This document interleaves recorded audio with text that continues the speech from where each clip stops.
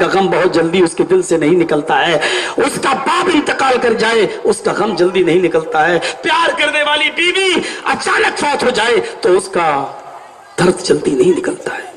اور یہ آزمائش سب سے زیادہ جناب محمد رسول اللہ صلی اللہ علیہ وسلم کے اوپر آئی. اس لیے آج میری تقریر میں جتنے بھی واقعات ملیں گے آپ کو، ہر واقعے کے اندر یہ دکھایا جائے گا کہ اس واقعے میں بھی نبی کے آنسو نکلے، اس واقعے میں بھی نبی کے آنسو نکلے، اس واقعے میں بھی نبی کے آنسو نکلے. یا یوں کہہ لیجئے کہ میرے شیرشک، میرا ٹاپک یہ ہے کہ کہاں کہاں رسول کے آنسو نکلے. یہ سمجھ لیجئے کہ کہاں کہاں اور کون کون سا مقام تھا جہاں نبی اکرم روئے. ماں کے پیٹ سے پیدا ہوتے ہیں، صبح کا سورج نہیں نکلا ہے، ابھی فجر کی نماز کا وقت ہے، صبح صادق ہو چکی ہے،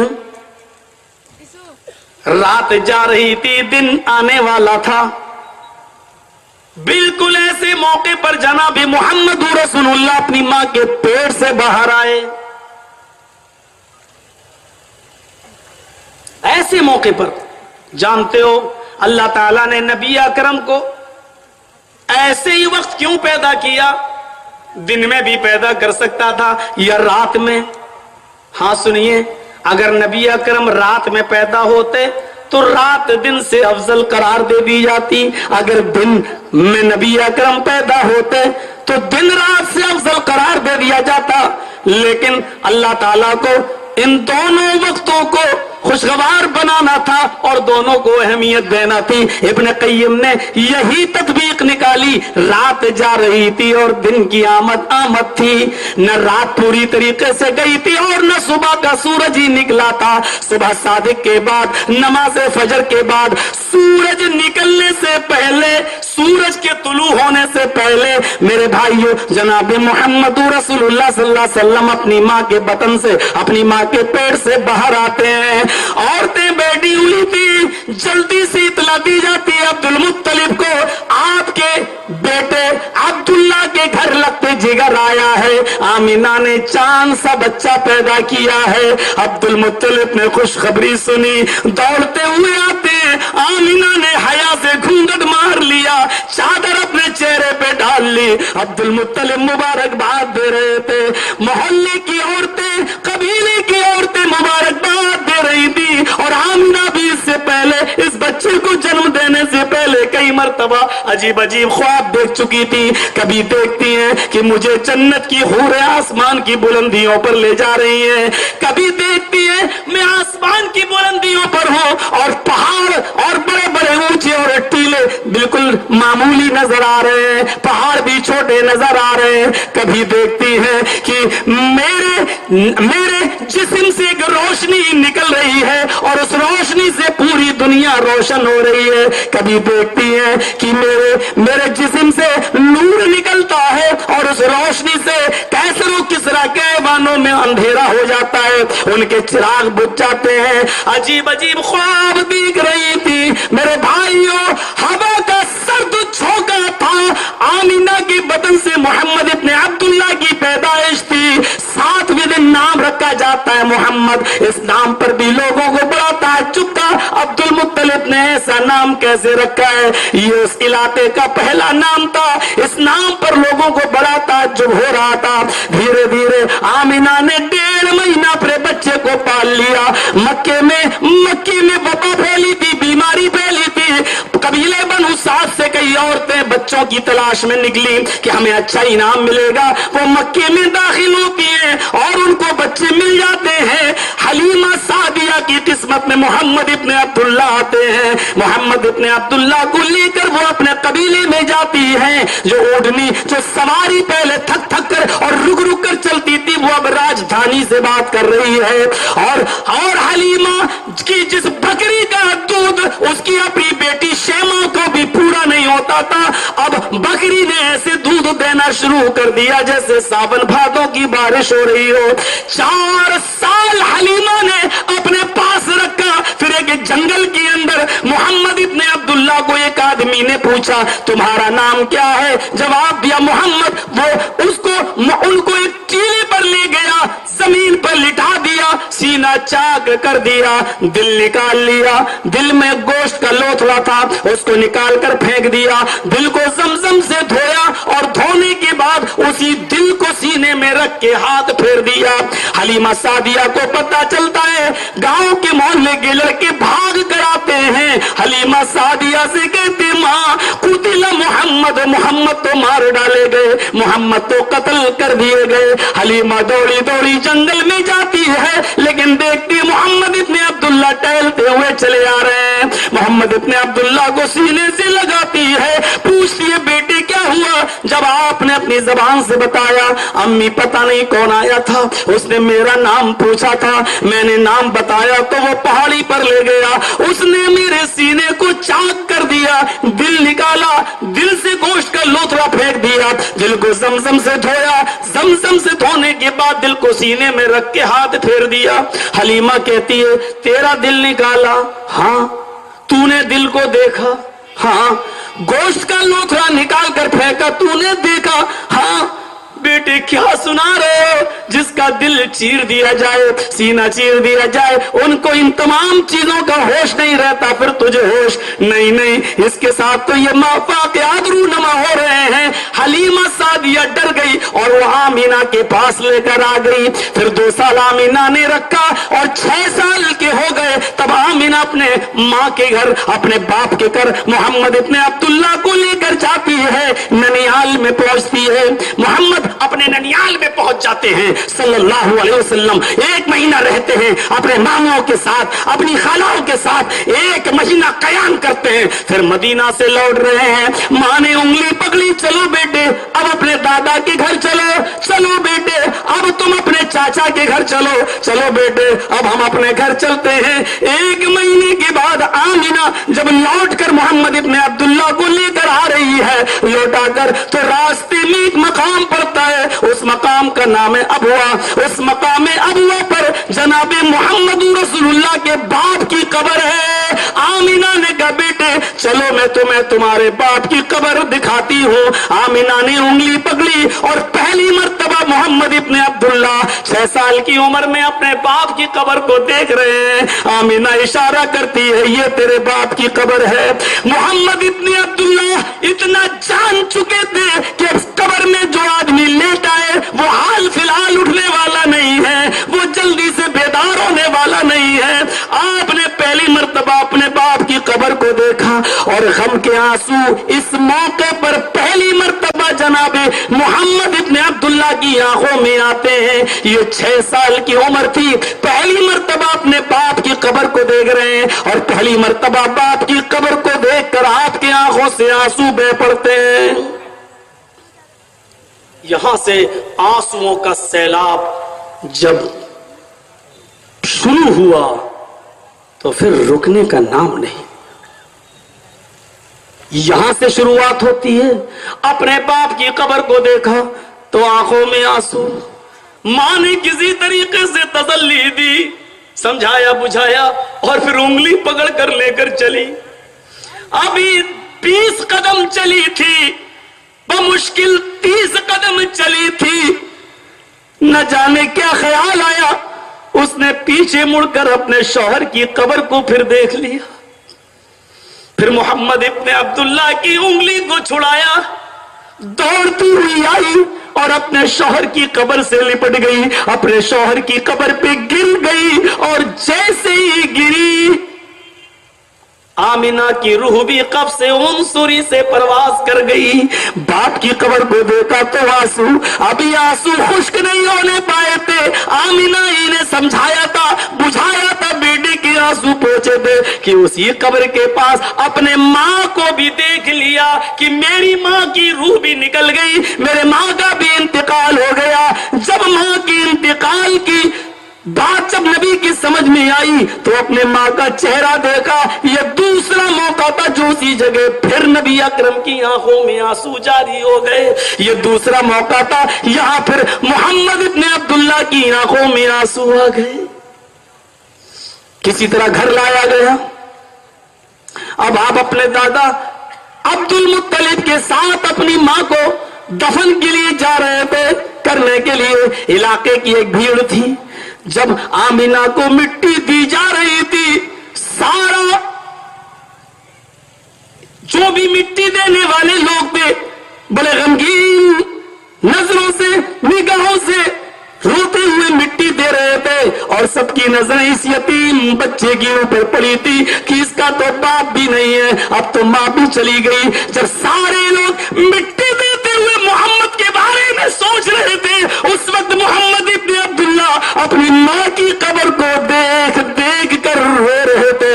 آپ کے آنکھوں میں اس وقت بھی آنسو تھے۔ یہ تیسرا موقع تھا جب آپ کے آنکھوں میں آنسو آئے۔ میرے بھائیوں، میں نے کہا نا کہ جب یہاں سے آنسوؤں کا سیلاب شروع ہوا تو پھر ان آنسوؤں کے سیلاب نے رکنے کا نام نہیں لیا، اور ابھی تو شروعات ہوئی ہے آنسوؤں کی۔ ابھی دیکھیے وہ کون کون سے مناظر ہیں میرے بھائیوں، جہاں نبی اکرم صلی اللہ علیہ وسلم کی آنکھوں میں آنسو آ رہے ہیں۔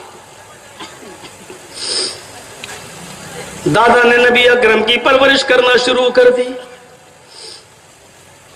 دادا بھی اپنی عمر کی دہلیز کو پہنچ چکے تھے، لیکن فکر تھی تو یہی تھی کہ اس پوتے کا کیا ہوگا، اس کا باپ نہیں ہے، اس کی ماں نہیں ہے، 8 سال کی عمر ہو چکی ہے، میں بھی نازک مراحل سے گزر رہا ہوں، میرا انتقال ہو گیا تو اس بچے کی پرورش کون کرے گا؟ عبد المطلب کو اپنے پوتے کی پرورش کی فکر ہے، لیکن عرش والا عبد المطلب کی اس فکر اور سوچ پر مسکرا رہا ہوگا، اور شاید میرے پیارے ساتھیوں، اس نے تو خیر پورا خاکہ، عالم الغیب ہے، وہ جانتا ہے کسی کی پرورش کیسے، اس کا ایک نظام اپنے حساب سے چلتا ہے، لیکن عبد المطلب کو کیسے بتایا جائے کہ تمہیں فکر کرنے کی ضرورت نہیں ہے، اس بچے کی پرورش کے پورے نظام کا خاکہ عرش والے نے تیار کر رکھا ہے، تم جاؤ، رخصت بھی ہو جاؤ گے تب بھی اس کی پرورش میں کوئی گڑبڑی نہیں ہوگی، کیونکہ مجھے اس بچے کو آگے چل کر ساری کائنات کے لیے سید ولد آدم بنانا ہے، سید الانبیاء بنانا ہے، ہمیں اس بچے کو رحمت للعالمین بنا کر بھیجنا ہے۔ یہاں دادا کی اپنی عمر کو پہنچے اور محمد ابن عبداللہ کی عمر 8 سال ہوئی کہ دادا بھی چاچا کے سپرد کر چکے۔ دادا کا جب انتقال ہوا تو محمد ابن عبداللہ کی آنکھوں میں آنسو آ گئے۔ مجھے نہ باپ کی محبت ملی، 6 سال سے زیادہ مجھے ماں کی محبت بھی نہیں ملی۔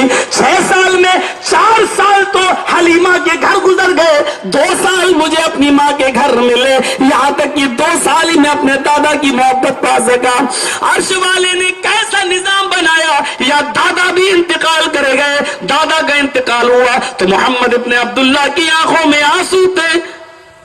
کسی طرح لوگوں نے سنبھالا، نبی اکرم کی آنکھیں خشک ہوئی جب جنازہ اٹھتا ہے عبد المطلب کا اور قبرستان کی طرف جا رہا ہے۔ جب سارے لوگ عبد المطلب کی قبر کو مٹی دے رہے تھے، اس وقت مٹی کو دیکھتے ہوئے محمد ابن عبداللہ کی آنکھوں میں آنسو آ رہے تھے۔ آپ اس وقت بھی رو رہے تھے، آپ کی نگاہیں اشک بار تھی۔ ایک یہ موقع تھا جناب محمد رسول اللہ صلی اللہ علیہ وسلم کی آنکھوں میں آنسو کے آ جانے کا۔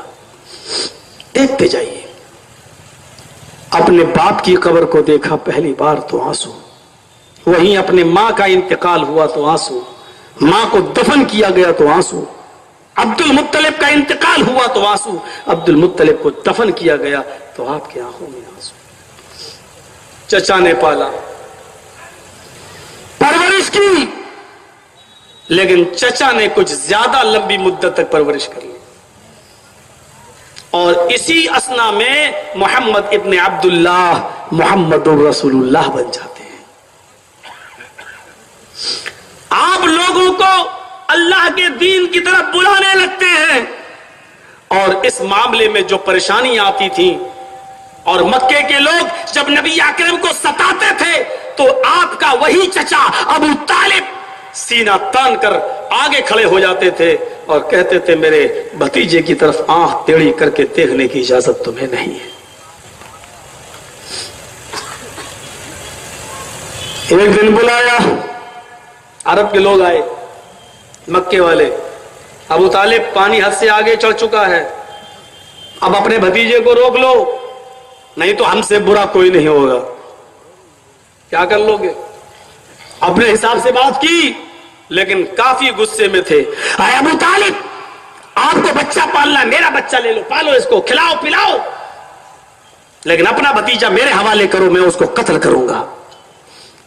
ابو طالب نے جواب دیا، واہ کتنا اچھا فیصلہ ہے، تمہارے بچے کو میں کھلاؤں پلاؤں، پال پوس کر سنبھال کر دوں، بڑا کروں، اور بدلے میں اپنا بھتیجا تمہیں دے دوں، لو اس کو تم قتل کر دو. کیا فیصلہ لے کے آئے ہو؟ میرا بھتیجا مانگ رہے ہو، اس کے بدلے میں اپنا بیٹا دے رہے ہو. تمہارے بیٹے کو میں کھلا پلا کر بڑا کروں، سال بنا دوں، اور بدلے میں میرے بھتیجے کو لے کر تم قتل کرو، یہ فیصلہ لے کر آئے ہو میرے پاس.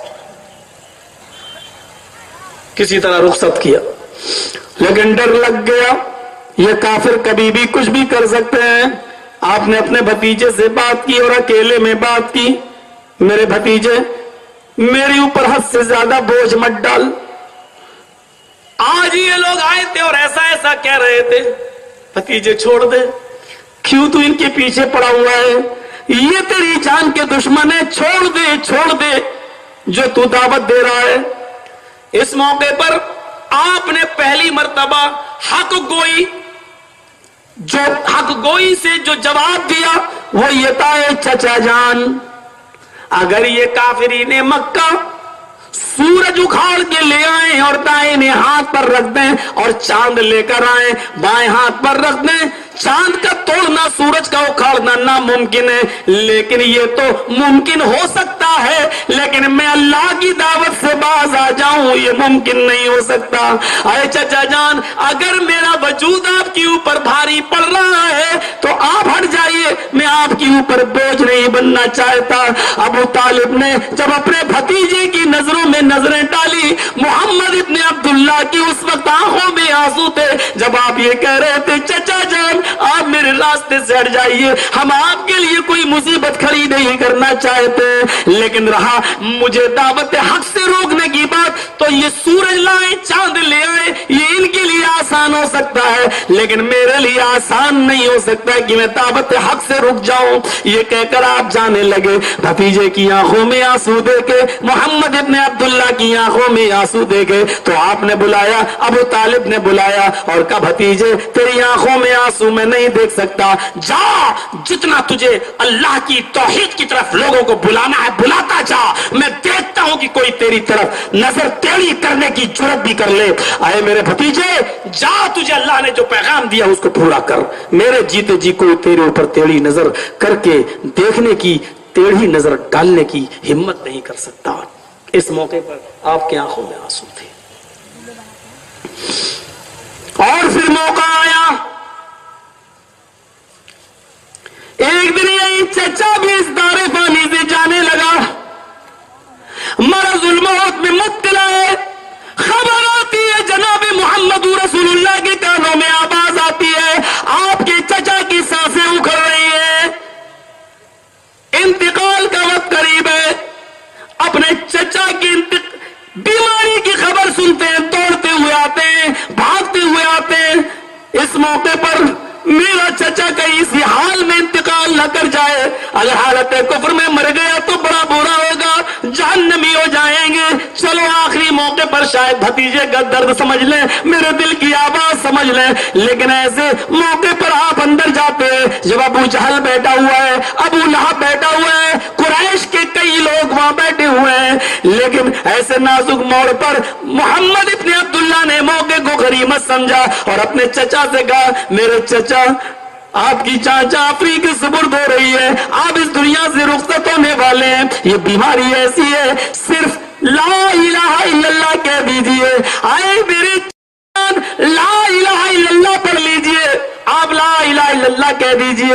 اگر سب کے سامنے کہنے میں شرم آ رہی ہے تو اے چچا جان صرف میرے کان میں کہہ دیجئے لا الہ الا اللہ. میں آپ کو یقین دلاتا ہوں اگر آپ نے لا الہ الا اللہ کہہ دیا اور میرے کانوں نے لا الہ الا اللہ سن لیا تو قیامت کے دن میں اللہ تعالیٰ سے آپ کی شفاعت کرا لوں گا, اللہ سے آپ کی سفارش کرا لوں گا, کیونکہ آپ نے قدم قدم پر میری حمایت کی ہے, قدم قدم پر میرا ساتھ دیا ہے. اے چچا جان میرے کان میں ہی کہہ دیجیے.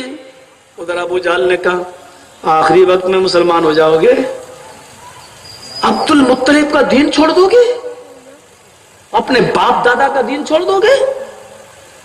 یہ بہت برا عقیدہ ہوتا ہے. میرے باپ یہی کرتے آئے, میرے دادا یہی کرتے آئے, جلدی نہیں چھوٹتا یہ. ابو جہل نے کہا ابو طالب کیا اپنے باپ کا دھرم, اپنے باپ کا دین چھوڑ دو گے؟ اور بھی لوگوں نے کہا, لوگ کہیں گے ڈر گیا, ڈرپوک تھا ابو طالب.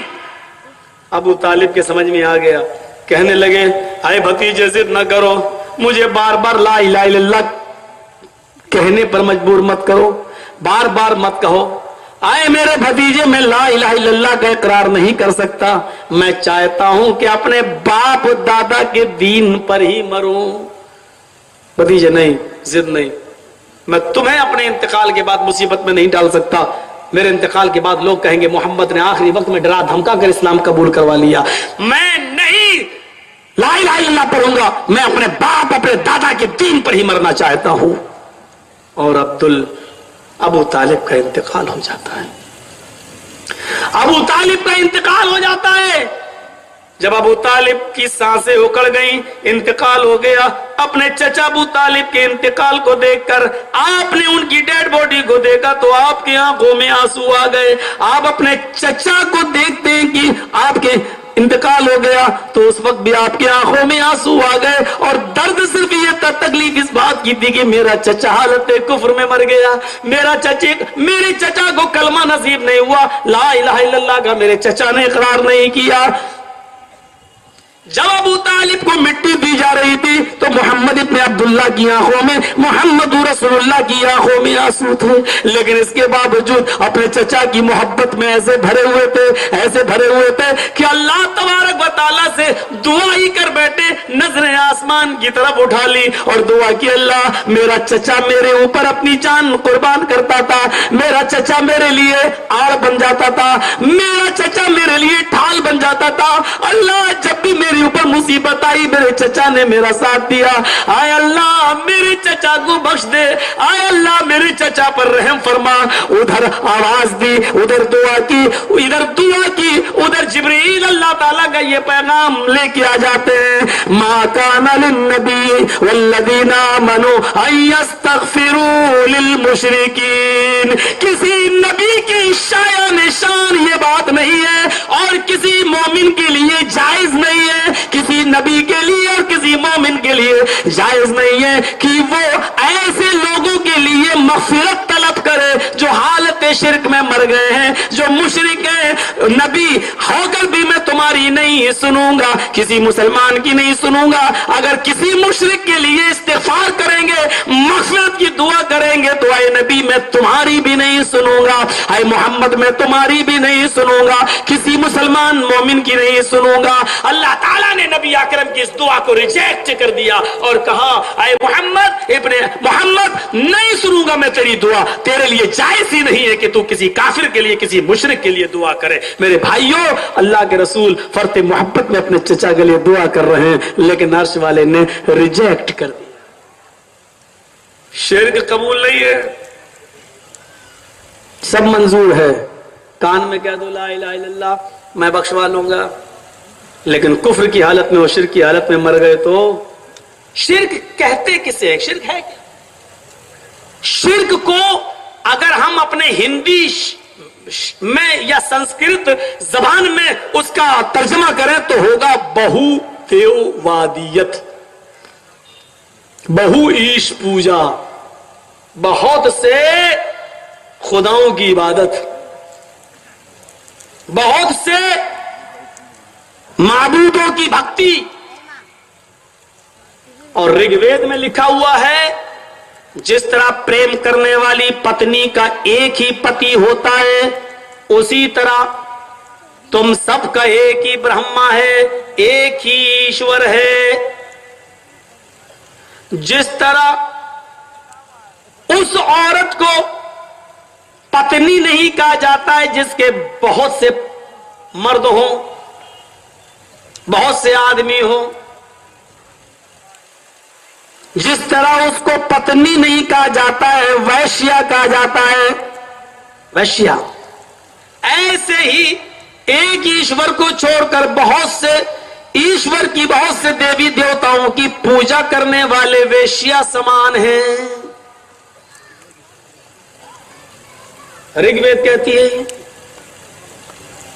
یجروید کا منتر تو کھل کر یہ ہے کہ یچتیو یوپی مما نستسما دیویشوری رشا. یچتیو یوپی مما نستسما دیویشوری رشا.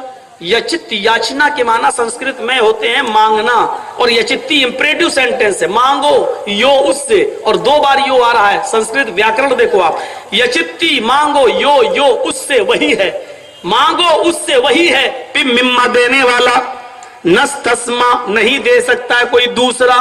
دیویشو دیوی دیوتا تمہیں، ری رشا کچھ بھی، اس کے علاوہ کوئی بھی دیوی دیوتا تمہیں کچھ بھی نہیں دے سکتا ہے. اس کے علاوہ کوئی بھی دیوی دیوتا تمہاری جھولیاں نہیں بھر سکتا ہے. وہی برہما ہے، برہانڈ کا رچیتا اور رچناکار، master of world, creator of universe. جو مانگنا ہو اسی سے مانگو. یجروید اور رگ وید کے منتروں کو قرآن اس طریقے سے پیش کرتا ہے، ان الذین تدعون من دون اللہ لن یخلقوا ذبابا ولو اجتمعوا له وان یسلبهم الذباب شیئا لا یستنقذوه منه. اللہ کو چھوڑ کر تم جن کو پکار رہے ہو، اللہ کو چھوڑ کر تم جن کے آستانوں پہ جا رہے ہو، یہ ایک مکھی بھی پیدا کرنے کی طاقت نہیں رکھتے.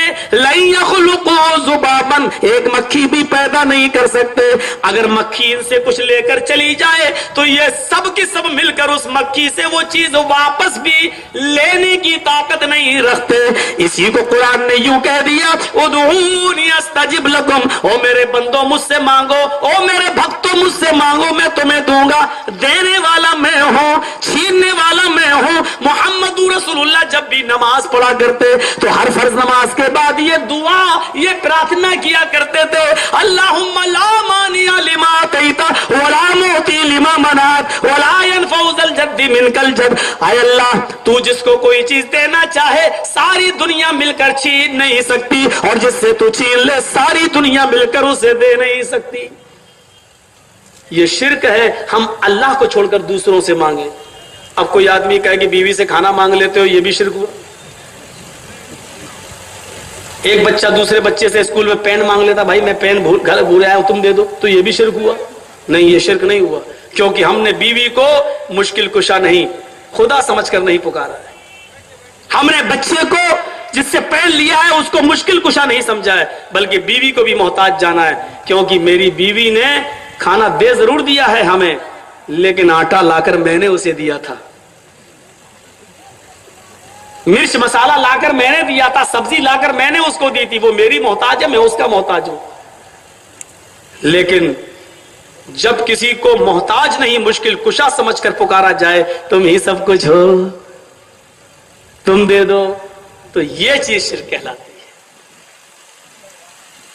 ابو طالب اس دنیا سے چلے گئے، انتقال ہوا تو نبی کی آنکھوں میں میرے بھائیوں آنسو تھے. ابو طالب کی حالت کفر میں مرنے پر محمد رسول اللہ کے آنکھوں میں آنسو آئے. آئیے ایک اور منظر دکھاتا ہوں. آپ کا اپنا بیٹا انتقال کر گیا، اور وہ بیٹا ماریا قبطیہ کے بدن سے پیدا تھا، ابراہیم. آپ کے تو سارے بیٹے انتقال کر گئے، قاسم بھی، عبداللہ بھی. یہ تیسرا بیٹا جو ماریا قبطیہ سے پیدا ہوا یہ بھی انتقال کر گیا. اللہ کے رسول صلی اللہ علیہ وسلم کو اپنے اس تیسرے بیٹے کے انتقال پر بہت غم ہوا. اتنا غم ہوا کہ بخاری شریف کی حدیث کے الفاظ سے آپ اندازہ لگا سکتے ہیں کہ آپ اپنے بیٹے کی ڈیڈ باڈی کے پاس بیٹھ کر اپنے غم کا اظہار اس طریقے سے کر رہے ہیں، ان العین تدمع والقلب يحزن ولا نقول الا ما يرضى ربنا وانا بفراقك لمحزونون.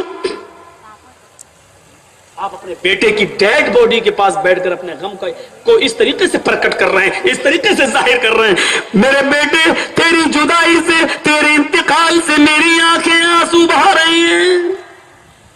ان العین تدمع، تیرے اس دنیا سے چلے جانے سے میری آنکھیں آنسو بہا رہی ہیں، والقلب یحزن، میرا دل بھی غمگین ہے، میرا دل بھی خوش نہیں ہے۔ مکمل انسان اسی کو کہتے ہیں جس نے غم بھی دیکھے ہوں، جس نے خوشیاں بھی دیکھی۔ اور محمد رسول اللہ پر غم کے پہاڑ ایسے توڑے جا رہے ہیں، دیکھ رہے ہیں آپ، دیکھیے، ان العین تدمع، آنکھیں اشک بہا رہے ہیں، والقلب یحزن، دل غمگین ہے، لیکن اس کے باوجود ضابطہ دیکھیے، اصول دیکھیے، توحید پر استقامت، ایکیشور واد پر مضبوطی دیکھیے۔ وَلَا نَقُولُ إِلَّا مَا يَرْضَى رَبُّنَا، لیکن میں جاہلیت کے نعرے نہیں لگاؤں گا، چیخوں گا نہیں، تیری موت پر میں واویلا نہیں بچاؤں گا، شور نہیں بچاؤں گا، میں وہی جملے اپنی زبان سے نکالوں گا جس سے میرا مولا راضی ہو، جس سے میرا رب راضی ہو، خوش ہو۔ ہم ایسے جملے نہیں کہیں گے جس سے میرا پروردگار ناراض ہو جائے۔ بہت سی عورتیں جب بچے مر جاتے ہیں، ہاں میرا بیٹا، اب ٹافی کس کو دیں گے، اب کھلونا کون کھیلے گا، کبھی کبھی کھلونا، اب اس کھلونے سے کون، یہ سب جاہلیت کے نعرے ہیں اور ان سب پر گرفت ہے۔ صرف آنسو بہا سکتے ہو فرط محبت میں، کیونکہ اس پر کنٹرول نہیں۔ ہر باپ کو غم ہوگا اپنے بیٹے کے انتقال